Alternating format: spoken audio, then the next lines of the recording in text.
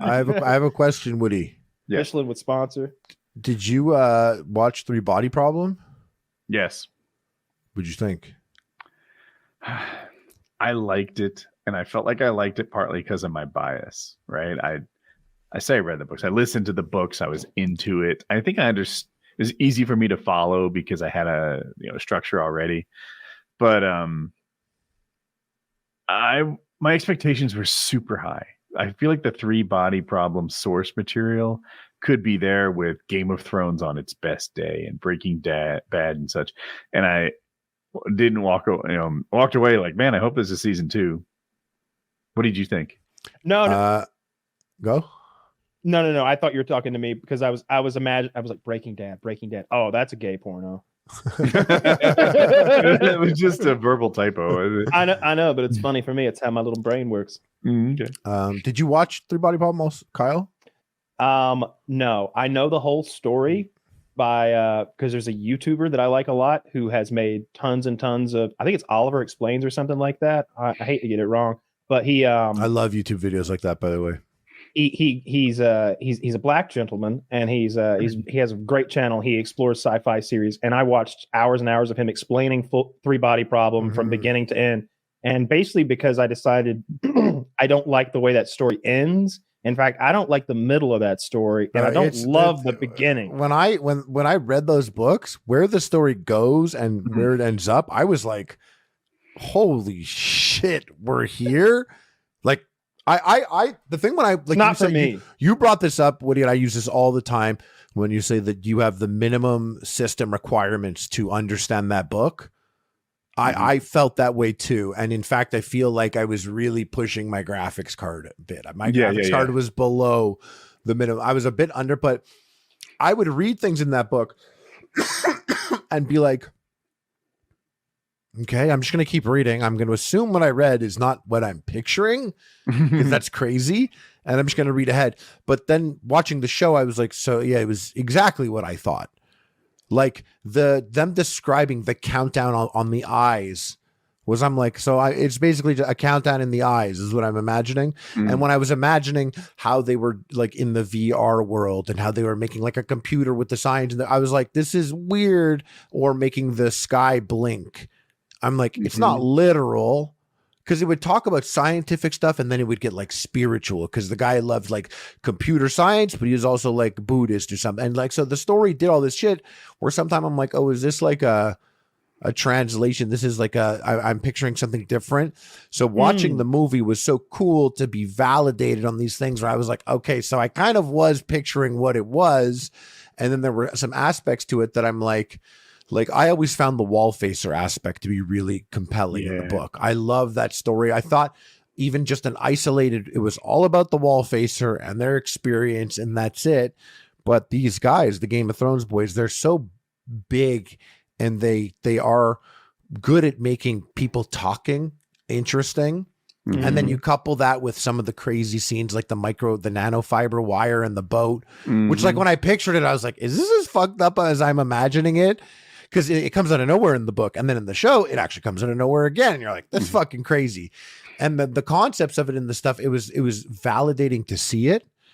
And although a lot of the characters, I don't remember exactly because a lot of them are Chinese names. And so they're not memorable to me and they would mold together. The characters that they made, they took like some characters from like book 2 and kind of, they mixed it up and they mixed people together and they made a different cast. But the cop, is that Benedict Wong?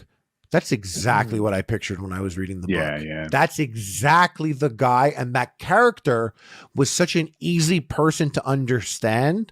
I felt like, oh, I can like track the only this. non-genius in the book. Exactly. And he's like, and it's like a cop could read a book or tell me a story about a detective and why things are. And I'm like, that's easy to track. And so I loved that book. And I always loved when I read the book, one thing that like stuck with me was that when he's like, you know, at a certain point, the aliens are like, you're bugs. We're going to squish you like bugs.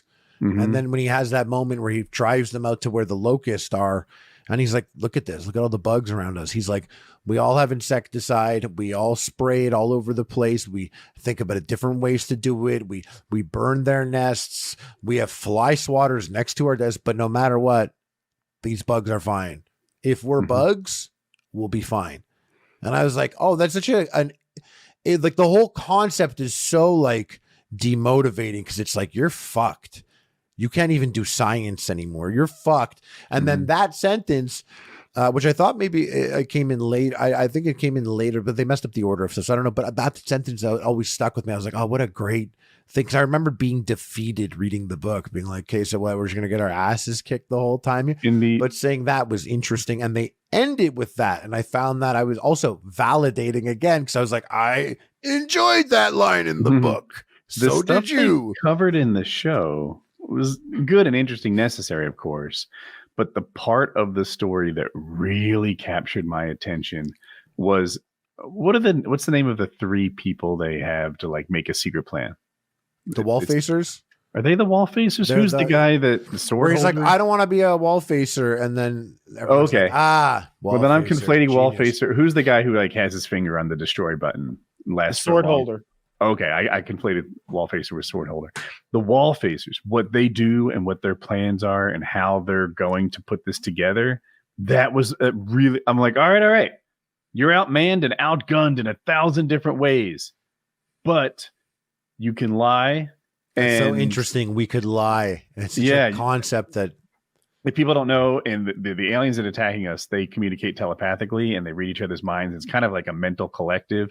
So there is no concept of lying. They weren't even familiar with what lying could be. And but humans, of course, are intimately familiar with lying. It's almost part of normal daily life, right? Like at some level. So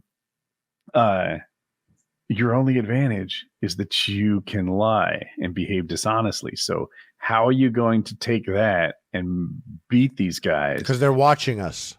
Yeah. So, and they have like, I'm trying to think, one guy, I think in the movie, the TV show, they changed it a bit, but one guy was like this leader of the Nicaraguan rebels who beat a much superior army. And they're like, okay, you're one of the wall phasers because you've sort of proven that you can do this. When you're outmanned and outgunned, but clever enough, you can win. You're a guy. I forget who the other one was, maybe an American general or something. And then this random dude, for no fucking reason, particularly, he's a genius, but he's never motivated or met his potential. And they're like, we want you too. And he turns it down. Anyway, the whole concept. He turns it down, by the way. He turns it down and he's like, yeah, I'm not doing it. And they're like, great plan. He's already working. He's like, no, seriously, I'm literally doing nothing. They're like, of course you are. You tell it so well. I appreciate it. But that aspect, and by the way, that dynamic, right? Like, I think there's a part later where that guy, like, he's like, you know what? I want you to build me a mansion on top of a mountain. And like, okay, I'm excited for all this season. I don't see where that's going, but you get it. And he's like, you know what I kind of need? There's a $15 million bottle of wine on a sunken ship. I'd like that. And they're like, I don't understand your plan. He's like, I'm a wall facer. You don't question my plan either, do you? No one's allowed to question him of anything. See, I hate that. The YouTube channel is called Quinn's Ideas. It turns out I was way off, but just like knowing the whole story basically from a few hours of him telling it and really speeding through it, I'm sure. I like the idea of the wall facers. I like the idea that you pick these people to come up with these plans and you don't say no to them. You just, whatever they say goes, because if they told us the plan, the aliens are listening, but they, I like that. I really love the one plan the guy has. He puts himself, he's like, put me in cryo sleep.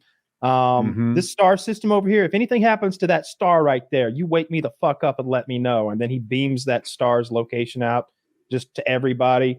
And that's awesome. I love that. Everything else, especially the ending and like where humanity goes and how humanity reading the book, I agree with you. I felt that part was great because it was easy to imagine. And some of the concepts are so high level sci-fi, like reading about like a computer from the 5th dimension that could be folded up into a proton to be shipped to Earth to unfold and then stop all progression of science by messing with physics.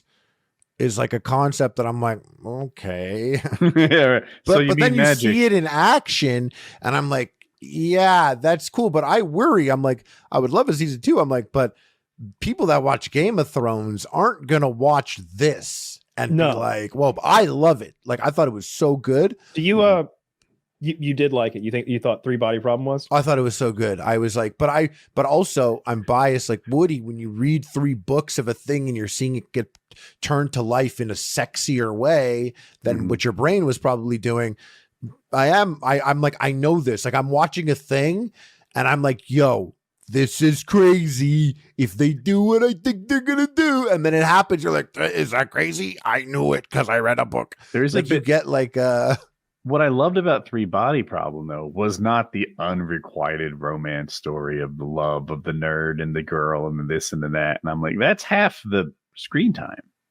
maybe.